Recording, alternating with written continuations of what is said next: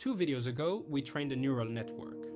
Last video we watched, gradient descent, find the bottom of a curve. Neither explained the one algorithm that makes both possible at scale.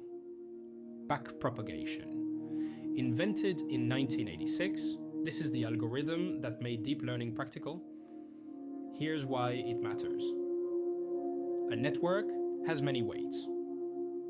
Naively, you'd calculate each weight's gradient separately, starting from scratch every time.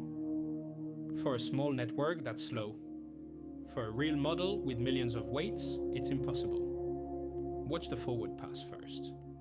A single signal travels through 3 weights, producing a prediction. Compare it to the target. That's our loss. Now backpropagation begins. Watch this number, delta 3. It's the error at the output, scaled by the local slope. Here's the part most explanations skip. That same delta 3 gets used twice. Once to calculate the gradient for this weight. And again, reused, not recalculated, to compute delta 2, 1 layer back. Watch it happen. Delta 2 doesn't start from 0, it builds directly on delta 3. Then delta 1 builds directly on delta 2. This is the same idea behind dynamic programming. Store a result once, reuse it instead of recalculating. Except here, the thing being reused isn't a Fibonacci number.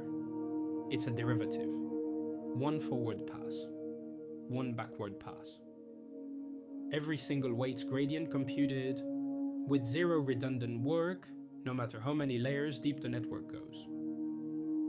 That efficiency is the entire reason backprop scales to billion parameter models. The chain rule was always true. Backpropagation is just the dynamic programming version of it.